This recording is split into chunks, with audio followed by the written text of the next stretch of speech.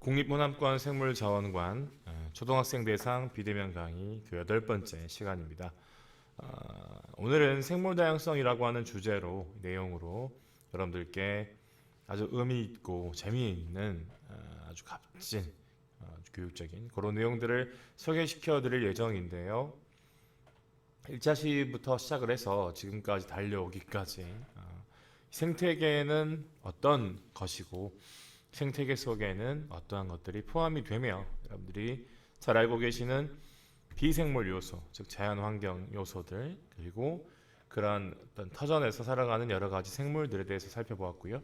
그 생물들을 여러 가지 분류로 나누어서도 살펴보았지만은 생태계 속에서의 기능, 역할이라고 하는 측면에서 주로 생산을 전담하는 생산자인지 아니면 스스로 양분을 만들 수 없기 때문에 다른 생물들이 만들어 놓은 것을 이용하는 소비자인 것인지, 그것도 아니면 주로 다른 생물들의 사체나 혹은 배설물들을 이용하여서 그들에게 필요로 한 양분을 얻는 그런 분해자인지 등도 살펴보았습니다. 생태계 속에서 그러한 생물들이 서로 어우러지면서 특정 환경을 공유하며 살아가고, 또 그 안에는 나름대로의 관계, 생산자를 1차 소비자가 먹고 1차 소비자를 2차 소비자가 이용을 하고 또 2차 소비자를 3차 소비자가 먹이로서 활용을 하는 그런 일련의 관계들이 일종의 피라미드 형태로 안정화되어 있기도 하다.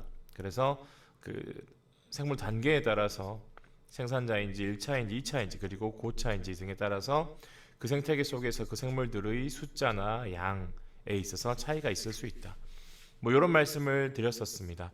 그리고 그 모든 생물들, 우리가 이 강의들을 통해서 만나보았던 그 모든 생물들은 나름대로의 가치가 있고 나름대로의 의미가 있으며 특히 자원으로서 굉장히 유용하게 활용될 수 있고, 또 여전히 우리가 아직 그 미지의, 그렇죠, 개척 대상이 되어야 마땅한 그런 생물들이 많고, 사실 우리 인간이 지구상에 있는 모든 생물들을 다 알고 있는 것처럼 착각을 할 수도 있지만 절반은커녕 전체 생물의 10%조차도 아직 명확하게 파악하고 있지 못한 것으로 추정이 된다고 해요. 그러니까 사실 무궁무진한 거죠. 우리 지구상에 있는 다양한 생물들이 우리 자원으로서 우리에게 어떠한 유용함으로 다가올지 우리는 여전히 잘 모르고 있다라고 말할 수 있다는 겁니다. 그래서 남은 세 차시 통해서는 이 생물 다양성이라고 하는 것, 어째서 우리가 이 생물 다양성을 알아야 하고 또 보존해야 하며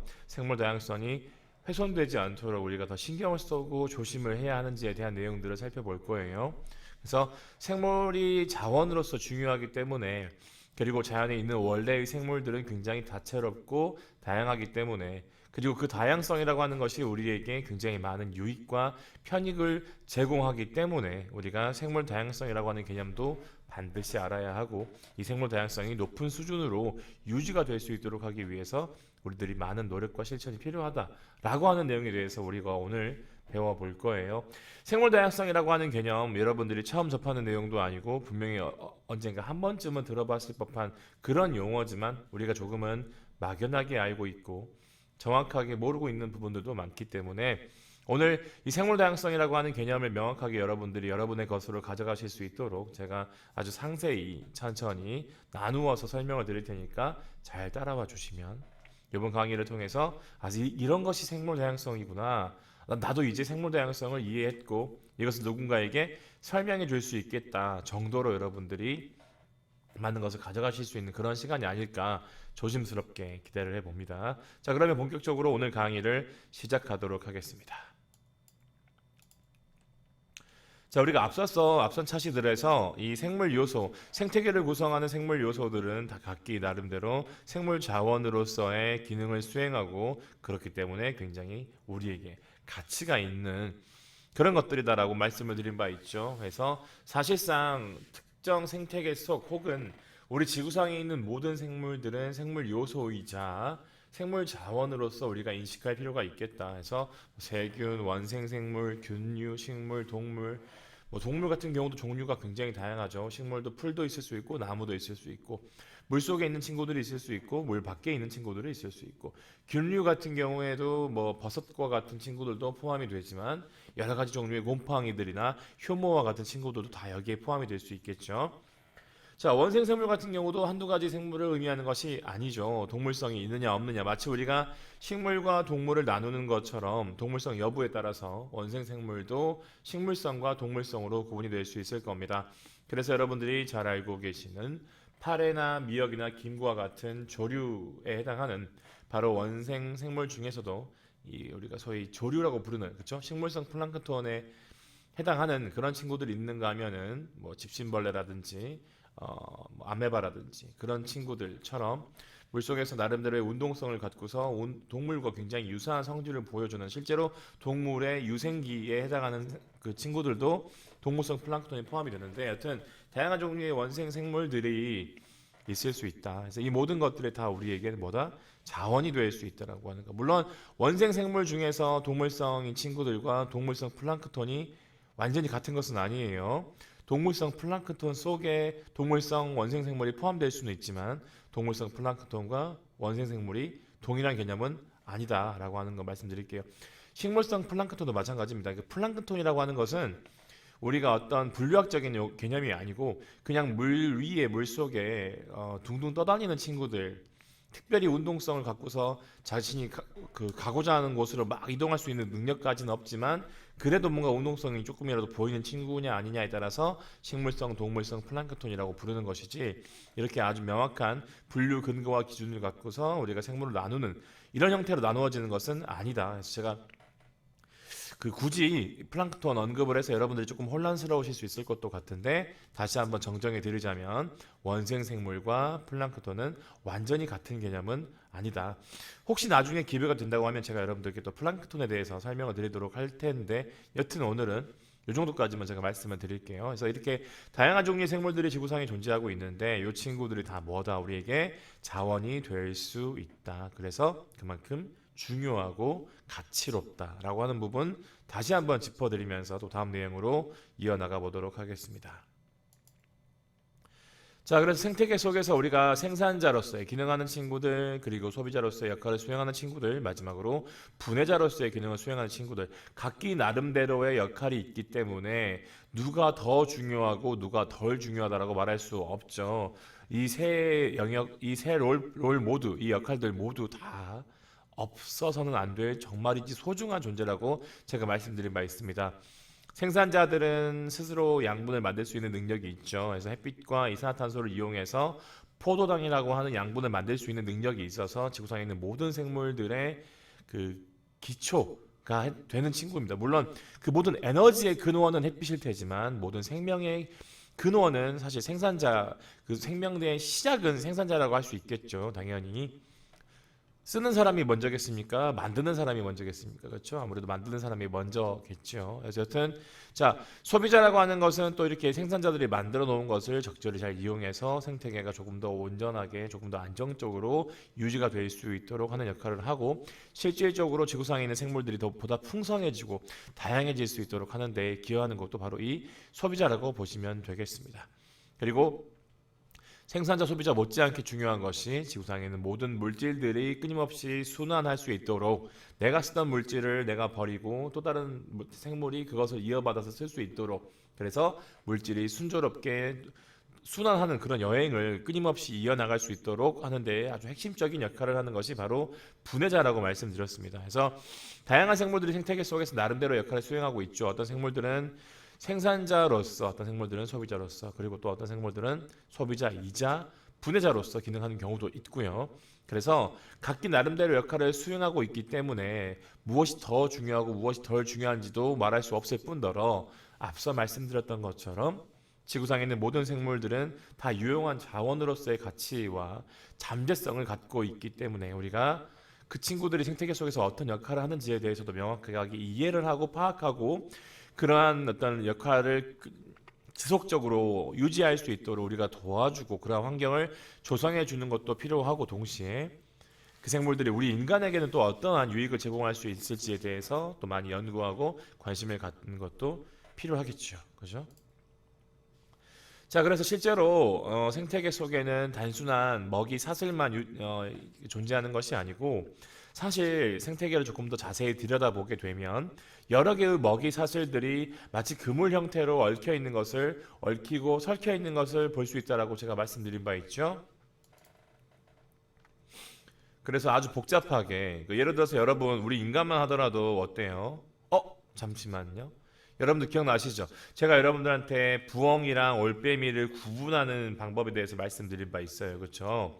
올빼미의 이응을 기억해 주시고 부엉이의 비읍을 기억해 달라고 말씀드렸는데 하필 제가 활용한 이 사파 속에 있는 이 올빼미라고 쓰여져 있는 친구의 모습을 보니 어때요? 올빼미인가요? 부엉인가요? 그렇죠? 귀와 같은 형태의 이 기치, 그렇죠? 비읍 모양으로 나와 있네요. 그러니까 이 사진 속 사파 속에 있는 생물, 물론 이런 그림으로 어떤 생물을 동정하고 분류하고 명확하게 이 생물이 무엇인지 얘기하는 것은 사실 큰 의미가 없습니다. 그렇죠? 예를 들어서 여러분 보세요. 풀이라고 하는 식물이 있나요? 없죠. 그렇죠? 사실 토끼라고 하는 생물도 없습니다. 무슨 토끼겠죠. 그렇죠? 그래서 지금 사실 이 친구가 뭐 올빼미인지 부엉인지 중요하지 않지만 그래도 제가 여러분들께 분명히 말씀을 드렸었으니까 예. 꼭 기억하시라고 한 번 더 짚어드렸습니다. 이렇게 실제로 그 교과서나 책 같은 곳에 쓰이고 있는 사파들 중에 아주 중요하지 않은 부분이긴 한데요. 뭐 그다지 중요하진 않지만 이 친구가 새고 이 친구가 쥐를 잡아먹는 포식자라고 하는 부분이 중요한 것이지 이 그림이 올빼미인지 부엉이인지 사실 그렇게 크게 중요하진 않지만 그래도 가끔씩 여러분들이 알고 계시는 것과는 조금 다른 그런 느낌의 사파들이 있을 수 있다라고 하는 거. 그래서 그때 여러분들이 의아해하실 수도 있습니다. 그렇죠?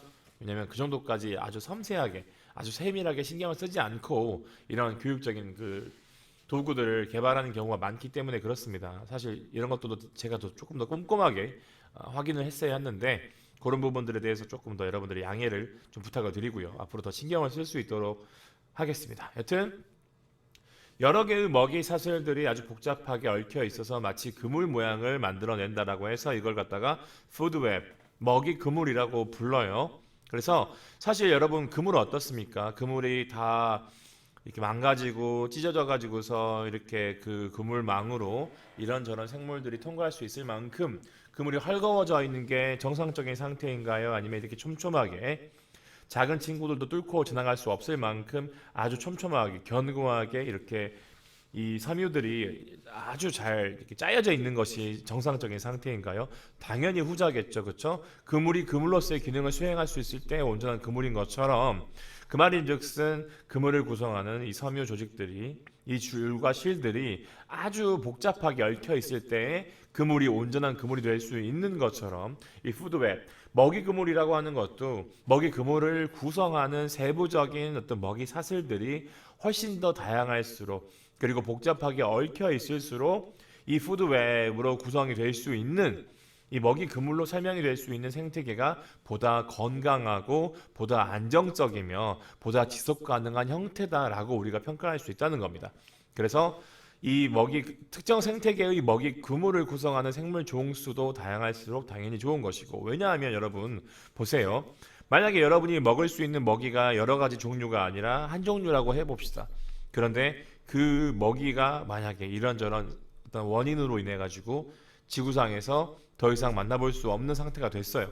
그러면 어떻게 될까요? 우리도 당연히 우리 먹이의 운명을 따라갈 수밖에 없겠죠.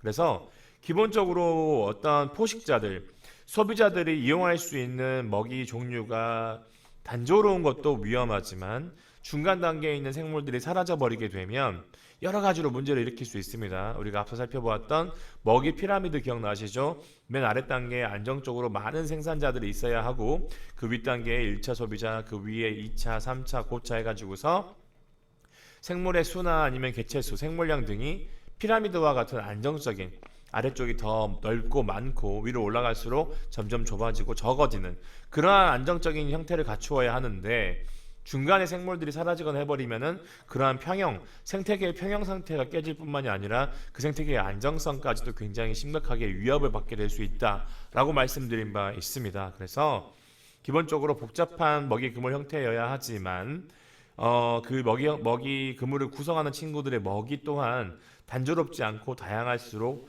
좋다. 아셨죠?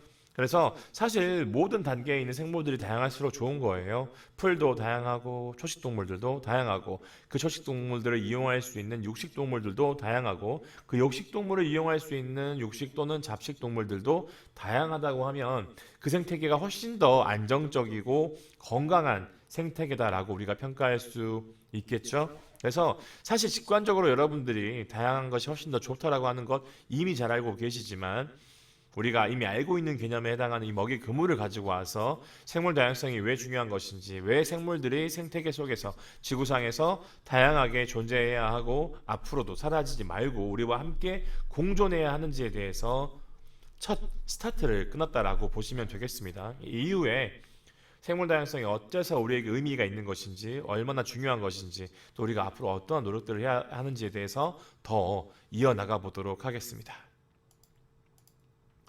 자, 그래서 방금은 육상 생태계를 하나의 예를 들어가지고 보여드렸다고 하면은 뭐 이미 여러분들이 알고 계실 테지만 먹이 그물이라고 하는 것은 특정 생태계에만 존재하는 것이 아니고 모든 유형의 생태계에 존재하겠죠. 그리고 그 생태계 속에 있는 먹이 그물을 구성하는 생물들의 종류 또한 생태계의 속성에 따라서 무슨 속성? 생태계의 비생물 요소들의 속성.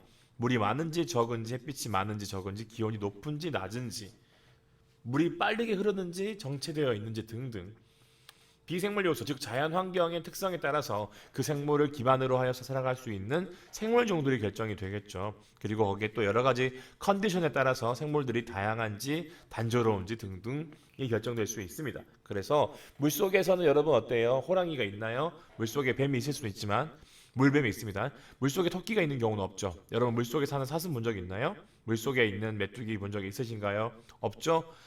물론 물속에 새가 사는 경우가 있습니다. 근데 그 새가 물속에만 사는 것은 아니고 물을 이용하는 거죠. 여튼 육지 생태계와 이런 수생 생태계가 완전히 동일하진 않지만 또 비슷한 느낌들이 없지 않아 있습니다. 그치? 자, 풀이 있었죠. 여기 뒤에도 풀이 있습니다. 이렇게 기본적으로 생산자도 있고 그리고 초식동물도 공통적으로 있고 그리고 육식동물도 공통적으로 있습니다. 당연히 물속에도 잡식생물이 있을 수 있겠죠. 큰 틀에서는 육상이든 수생이든 차이가 없지만 조금 더 디테일하게 조금 더 세부적으로 들어가 보게 되면은 생태계의 종류에 따라서 생태계 유형에 따라서 거기에서 살아가고 있는 생물 종들에 있어서의 질적인 혹은 양적인 차이가 있을 수 있다. 여튼 곤충도 있고 또 이렇게 어류도 있고 하네요. 그렇죠? 사실 뭐 제가 이렇게 마치 육상 생태계와 이 수생태계가 완전히 다른 것처럼 말씀을 드렸지만 제가 기존에 여러분들께 설명을 드릴 때 어떻게 말씀드렸었죠? 생태계들이 다 단절되어 있다고 말씀드렸나요? 아니면 연결되어 있다고 말씀드렸나요? 그렇죠. 연결되어 있다고 말씀드렸었죠. 지금 제가 두 개를 나누어서 설명했지만 사실 이 두 생태계가 아주 밀접한 관련이 있습니다. 특정 생물들은 이런 물과 육지를 오가면서 살아가는 친구도 있어요. 여러분들 잘 알고 계시는 양서류. 양서류의 양서가 무슨 말인가요? 양쪽에서 살아간다는 뜻이거든요. 그 양쪽이 어디일까요? 육지와 물이겠죠. 올챙이일 때에는 완전 물속에만 있다가 뒷다리와 앞다리가 나옴으로써 개구리가 된 뒤에는 물속에서도 생활을 할 수 있지만 물 밖 육지에서도 생활을 할 수 있는 단계가 됩니다. 그렇죠? 그리고 앞서 말씀드렸던 것처럼 물과 물 안쪽과 바깥쪽을 넘나드는 뱀이 있을 수도 있고요. 완전히 물속에만 사는 친구도 있을 수 있고 새 같은 경우도 먹이 활동을 할 때 물속을 이용했다가 또 이동할 때에는 물 밖으로 나와서 나무 위에 올라와 있는 경우도 있고 하늘을 나는 경우도 있죠. 그래서 사실 이 먹이 그물 같은 경우도 이렇게 육지와 물을 나눠서 지금 표현을 해두었지만 사실상 실제로 생태계를 들여다보고 생태계 연구를 해보면 물과 육지를 완전히 또 구분할 수가 없습니다. 이만큼 생태계 간의 유기성, 연계성이 중요한 것이죠. 하지만 우리 인간들이 그러한 그러한 연계성을 단절시키고 파괴시켜서 수생태계와 육지생태계가 완전히 독립적으로 나눠지도록 만들어버려서 생태계의 그 자연성을 훼손하게끔 하고 있죠. 그런 부분들에 대해서도 뒤에서 조금 시간을 할애해서 더 설명을 드릴게요. 자, 그러면 본격적으로 생물 다양성에 대해서 살펴보도록 할 텐데요. 생물 다양성이라고 하는 개념을 알기 위해서 필요한 모든 내용들은 여러분들이 대략적으로 이미 이해를 하고 계십니다. 이제 진짜 조금 더 깊이 있게 이 생물 다양성에 대해서 살펴볼 겁니다. 자, 당연히 생물 다양성이라고 하는 이 용어의 정의를 우리가 한번 봐야겠죠. 물론 학자들에 따라서 그리고 맥락과 상황에 따라서 그리고 학문 분야에 따라서 생물 다양성에 대한 정의가 조금씩 다를 수 있습니다. 어떤 부분들을 강조하고자 하냐에 따라서 그리고 어떤 분야의 연구자냐에 따라서 이 생물 다양성을 조금은 다르게 설명하지만 그래도 이 용어 자체가 의미하고 있듯이 생물이 얼마나 다양한지를 설명하는 용어 아니겠습니까? 그렇죠? 생물이 다양한지 여부를 설명하는 여러 가지 설명들이 있을 수 있겠지만 저는 그 중에서도 여러분들이 이것만큼은 꼭 아셨으면 좋겠다 싶은 정의를 준비를 해왔는데요. 자, 한번 읽어보겠습니다. 특정 생태계에서 살아가는 생물들의 다양성, 즉 풍요로움. 생물들이 특정 생태계에 있는데 우리가 지금까지 계속 그런 식으로 공부해 왔죠. 어떤 생태계 속에 생물 요소들이 있는데 그 생물 요소들이 각기 나름대로의 삶을 살아가는 것이 아니고 생산자로서 기능하기도 하고 소비자로서 기능하기도 하며 분해자로서 기능하기도 하고 또 누구의 먹이가 되기도 하고 누구에게 먹이를 주기도 하고 어떤 사체나 배설물을 먹기도 하고 여러 가지 역할들을 수행하고 있는데 그렇게 얽히고 설켜 있는 관계 맺음 속의 생물들이 얼마나 단조로운지 혹은 얼마나 복잡하게 풍족하게 풍요롭게 다채롭게 있는지를 갖다가 나타내는 것이 바로 이 생물 다양성이라고 하는 용어인데 예전에는 생물 종수만 포함을 시켰어요. 예를 들어서 우리 집안에 키우는 반려동물이 개랑 고양이가 있다고 칩시다. 물론 실제로 여러분들 집 안에는 여러분들이 살고 계시는 집 안에는 정말로 셀 수도 없이 많은 종류의 생물이 있습니다. 사실 집 안까지 갈 필요도 없어요. 여러분들의 몸속에만 하더라도 정말이지 헤아릴 수 없을 만큼의 많은 생물들이 살고 있습니다. 당연히 대부분 다 뭐겠어요? 미생물이겠죠? 세균들. 대부분 세균들일 텐데 어떤 굉장히 작은 미생물들이 여러분 몸속에 여러분들과 함께 아주 오랜 시간 전부터 살아오고 있었죠. 여러분들이 지저분해서 여러분들이 더러워서 여러분들이 씻지 않아서 그 친구들이 있는 것이 아니고 물론 그런 경우도 있겠지만 여러분들이 손발 깨끗이 씻고 그렇죠? 세수도 열심히 하고 목욕도 해야 할 테지만 여러분들이 아무리 손을 씻고 여러분들이 아무리 발을 씻고 목욕을 하고 머리를 감아도 절대 사라지지 않는 미생물들이 있겠죠. 여러분 몸 속에 있는 친구들. 물론 그런 친구들을 우리가 의도적으로 어떤 약물을 처리해서 죽일 수는 있습니다. 하지만 그 친구들이 다 사라져버리면 안 될 만큼 우리 인간은 아주 오랜 시간 전부터 미생물들과 서로 공존하면서 공생하면서 살아왔는데 여튼 지금까지는 여러분 보세요. 여러분 집안에 멍멍이와 고양이가 있다고 칩시다. 그러면 여러분 집 안에 있는 포유류의 숫자는 몇 종류죠? 인간, 개, 고양이 해서 총 3종류죠. 이렇듯 예전에는 이 생물 다양성이라고 하는 개념을 단순히 그 생태계 속에 어떤 환경 속에 생물들이 몇 종류 있는지만 따졌었는데 이 현대에 와서는 최근 들어서는 그런 어떤 종 수준에서의 다양성도 중요하지만 같은 종 안에서도 얼마나 유전적으로 다양한지 예를 들어서 여러분들 우리 인간이라고 하는 생물 보시게 되면은 아프리카 대륙에 살고 있는 흑인들 그리고 유럽이나 미국 대륙에 살고 있는 백인들 그리고 아시아 대륙에 넓게 분포하고 있는 우리 황인들 여러 가지 유색 인종들이 있을 수 있죠. 같은 인간임에도 불구하고 피부색이나 혹은 뭐 피부 톤 그리고 피부의 건강 피부의 어떤 뭐랄까 그 이 햇빛에 대한 내성이라든지 그리고 머리카락의 색깔, 머리카락의 곱슬거리는 정도 등등 해서 굉장히 다양하죠.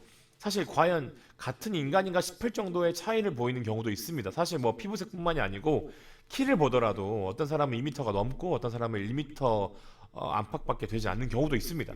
그래서 과연 같은 인간이 맞을까 싶지만 다 같은 인간이죠. 그렇죠? 다 호모 사피엔스라고 하는 생물 종에 포함이 됩니다. 그러니까 우리 인간만 하더라도 이렇게 다채롭고 다양한 개체들이 있을 수 있는 것이죠. 같은 종으로 묶일 수 있는 이런 것이 바로 제가 지금 여러분들께 설명하고자 하는 유전적 다양성입니다. 여러분들이 키우고 있는 멍멍이들 여러분들이 키우고 있는 멍멍이가 원래는 누구였다고 했죠? 늑대.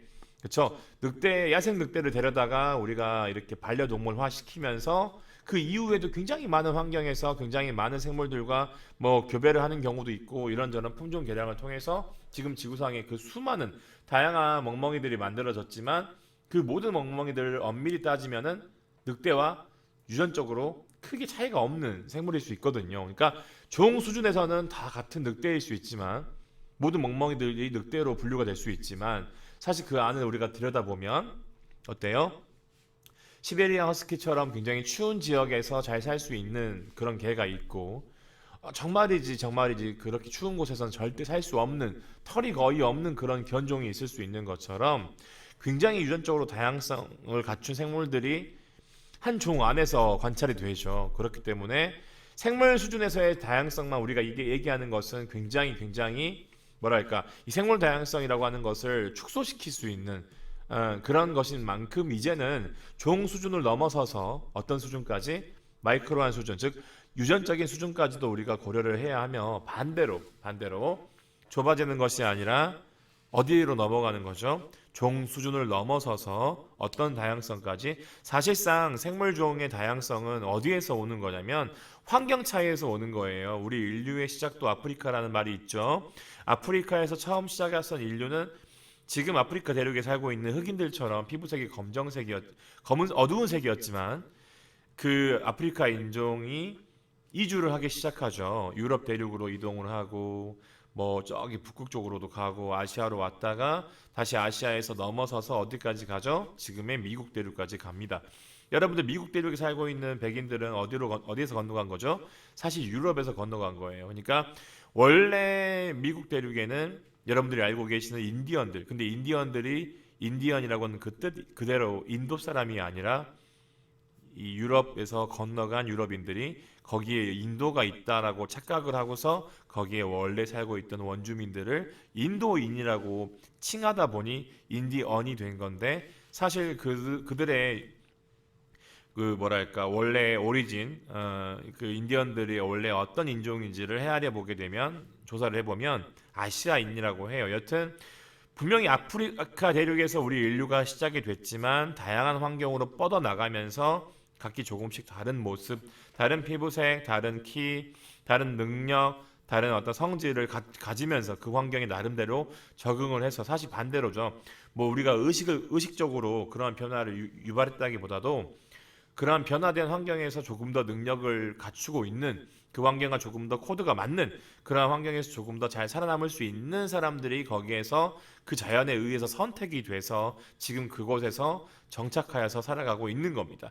아프리카 대륙에서는 아프리카 주민들처럼 피부색이 어두운 사람들이 거기에서 살기에 용이한 것이고 뭐 북극이라든지 아시아에서는 또 다른 어떤 속성의 사람들이 살기에 용이한 거죠. 결국에는 그곳에 일사량, 그쵸? 태양빛이 얼마나 강한지, 혹은 뭐 거기 기온이 어떤지 등등 다양한 여러 가지 환경 요소들이 거기에서 높은 경쟁력을 갖고서 살아갈 수 있는 사람을 결정한 겁니다. 그렇기 때문에 자 이것만 보더라도 이 생물 다양성이 확보되기 위해서는 무엇이 먼저 보장이 되어야 한다? 맞습니다.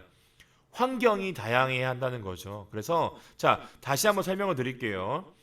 생물이 다양하다고 하는 것은 단순히 다양한 생물만 있는 것이 아니고 한 종 안에서도 다양한 다채로운 개체들, 우리 인간처럼 서로 각기 다른 모습, 다른 목소리, 다른 말투, 다른 높낮이, 다른 피부색 등등 우리 인간만 하더라도 다양성이 존재하는 것처럼 이 유전적인 수준에서의 다양성부터 해서 당연히 다양한 생물 종수의 개념인 생물 종의 다양성도 중요하지만 그렇게 생물이 다양하게 살아가기 위해서 그리고 한 종 안에서 다채로운 개체들이 발생하기 위해서는 어떠한 것이 먼저 우선적으로 보장이 되어야 한다? 바로 환경적인 다양성이 확보가 되어야 한다. 만약에 지구상에 있는 모든 환경이 지구 위에 있는 모든 나라의 모든 기후 환경과 모든 자연 환경이 동일하다. 라고 하면 과연 지구상에 지금 이렇게 다양한 생물들이 함께 어우러져 살아갈 수 있을까라는 의문을 가져볼 수 있을 거예요. 지구상에 있는 거의 모든 곳으로 이주를 해서 살아가고 있는 우리 인간의 모습만 보더라도 이 환경적인 다양성이 생물의 다채로움에 얼마만큼 중요하게 기여하는지 알 수 있는 부분입니다. 그래서 이제는 생물 다양성을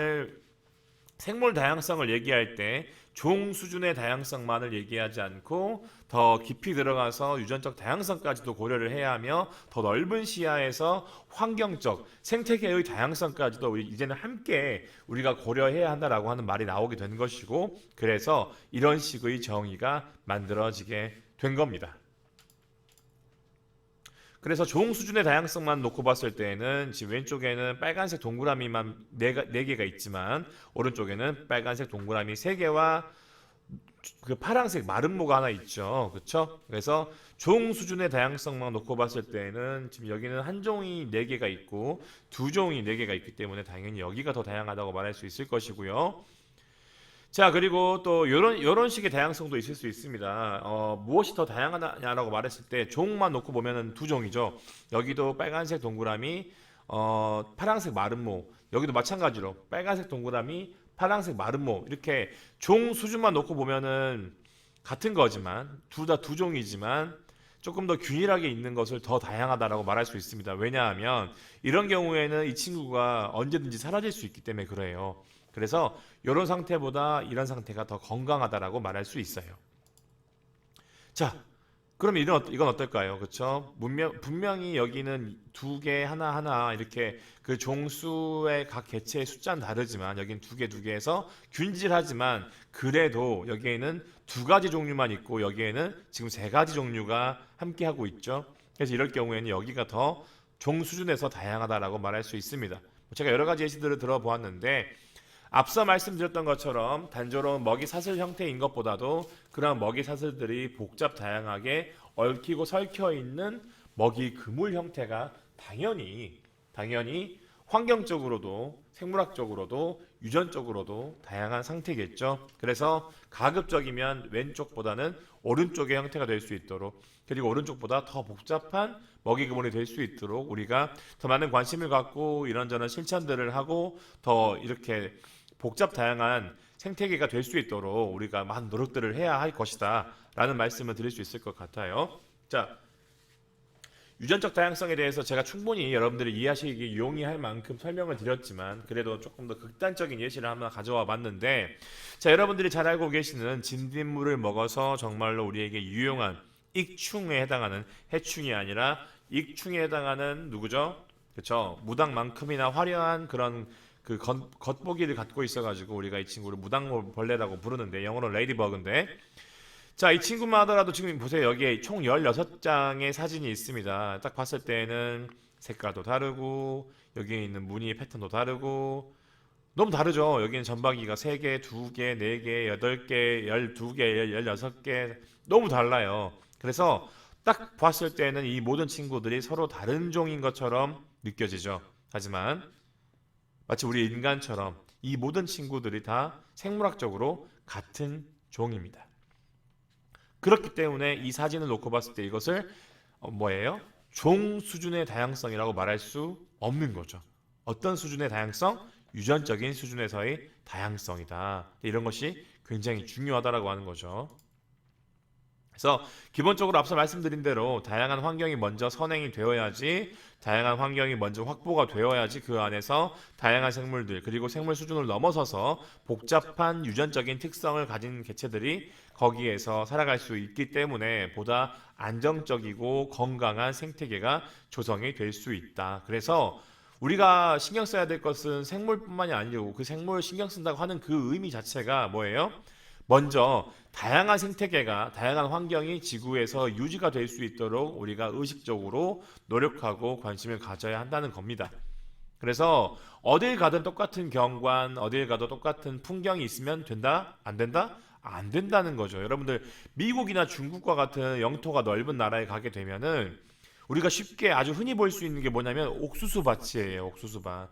정말 드넓고 광활한 그 들판을 싹 다 전부 다 예외 없이 옥수수만 키우는 그런 광경을 볼 수 있는데, 옥수수가 굉장히 빨리 자라고 물을 많이 주지 않아도 자랄 수 있는 굉장히 척박한 환경에서 살아갈 수 있는 식물이기 때문에 그렇게 옥수수를 많이 활용하지만, 또 무슨 장점이 있냐면 동물들의 사료로 쓸 수 있는 굉장히 가성비가 좋은 뭐예요?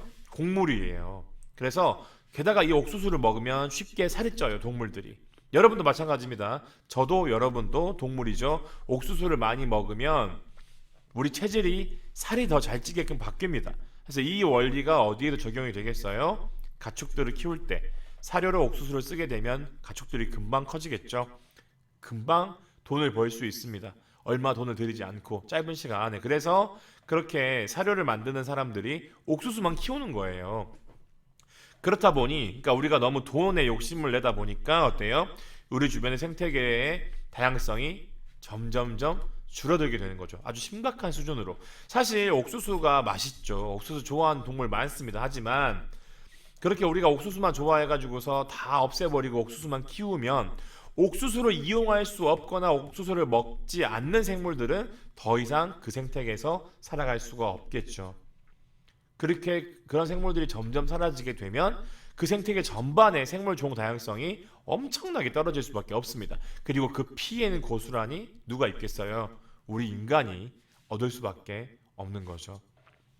절대로 이런 부분들을 간과해서는 안 될 겁니다. 그래서 생물 다양성, 물론 우리가 동물도 이용하고 식물도 이용하고 지구상에 있는 모든 것들을 이용하죠. 마냥 이렇게 아끼고 사랑하는 모습만 보여주지 않습니다. 사실 그렇죠? 정말로 조금 냉정하게 얘기했을 때 지금 제가 준비한 사진들은 정말로 우리 인간과 동물들이 정말로 하나가 되는 그런 감동적인 사진들이긴 하지만, 물론 우리가 상황에 따라서 이러한 동물들을 먹이로 활용하기도 하고 동물의 가죽을 이용하기도 합니다.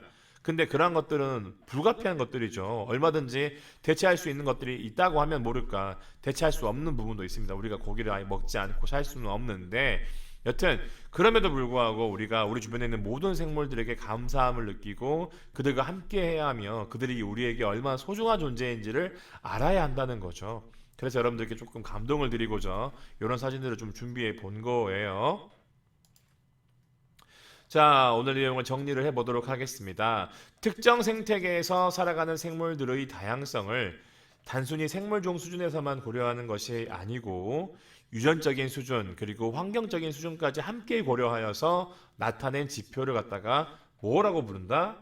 5글자였죠. 네, 생물 다양성이라고 부른다. 그래서 정말로 지구상에 이미 실제로 많은 생물들이 살아가고 있지만 여러분들 우리 인간의 욕심으로 인해서 그 많은 생물들이 지금 얼마나 빨리 사라지고 있는지조차 정확하게 카운트가 되고 있지 못하지만 어떤 학자들은 이렇게 얘기하더라고요. 단정적으로 지금 멸종이 되고 있는 속도를 아주 간단하게 설명해 보자면 하루에 한 종씩 지구상에서 사라지고 있다. 우리가 1년을 아무 생각 없이 보내면 어때요?